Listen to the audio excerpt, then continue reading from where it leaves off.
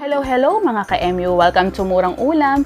Isa na namang chicken recipe na patok sa panlasa, madali lang ang mga sangkap at madaling lutuin. I-cut into cubes o bite size ang chicken breast.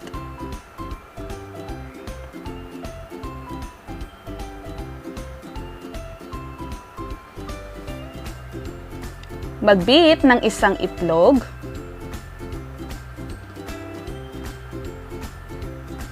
At ihalo ito sa chicken.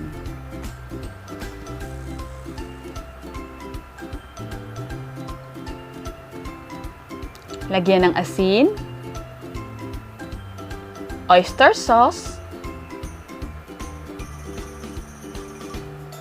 haluin mabuti,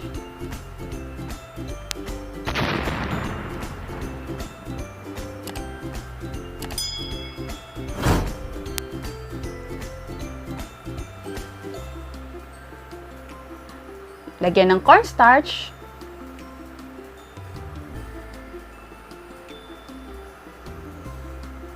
at haluin muli.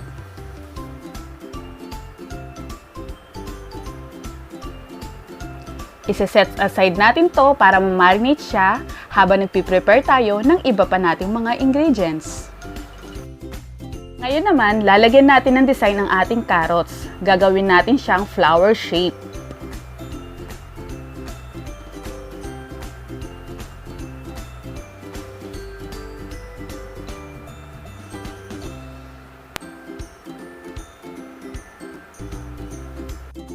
Gagamit din tayo dito ng bell pepper. Mas maganda kung merong red at green para colorful. I-cut ng pa-triangle.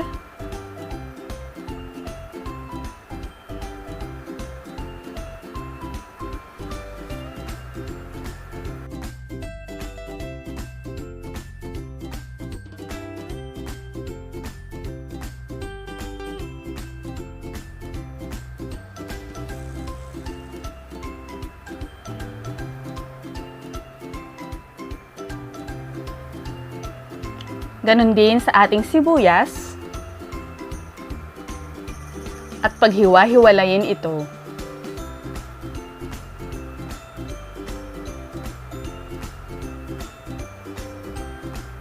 Sa bawang, hiwain lang ito ng maninipis. At magluto na tayo. Sa mainit na mantika, iprito na natin ang chicken na na-marinate natin kanina.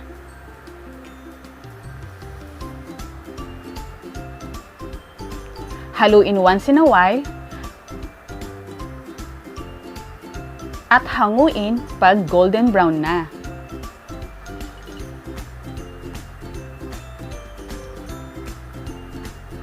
Ngayon, igisa ang bawang at sibuyas. Pwede na itong pagsabayin.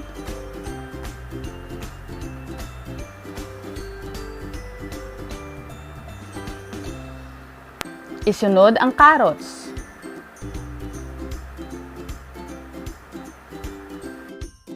Haluin ito ng mga 1 minuto.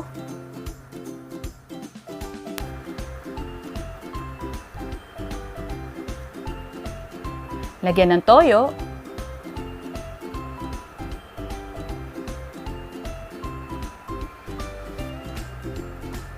Oyster sauce. Asukal. At tubig. Haluin to hanggang kumulo.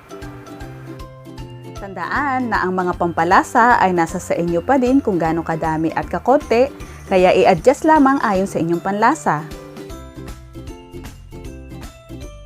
Ihalo na ang bell pepper.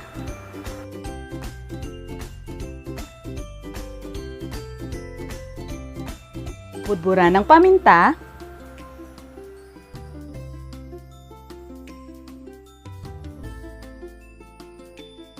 At lagyan ng cornstarch slurry. Ang cornstarch slurry ay magpapalapot ng ating sarsa. Ito ay ang pinaghalong tubig at cornstarch po lamang.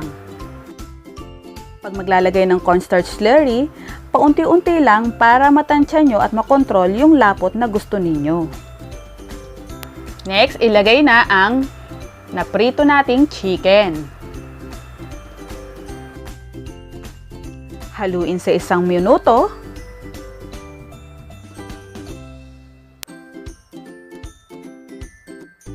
Huwag natin i-overcook ang mga gulay para manatili pa rin ang lutong.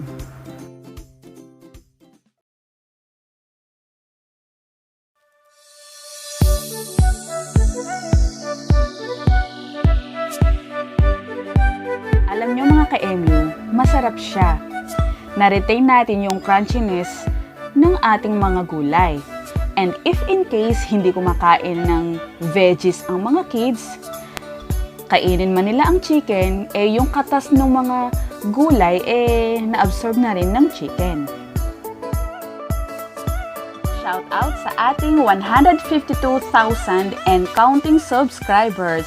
Maraming salamat po sa inyong patuloy na pagsuporta at pagtitiwala sa Murang Ulam. Rest assured na patuloy po akong mag-share ng mga masusustansya, madaling mahanap ng sakap at murang ulam. Thank you po sa lahat ng mga naging kaibigan ko sa channel na ito. God bless po sa lahat.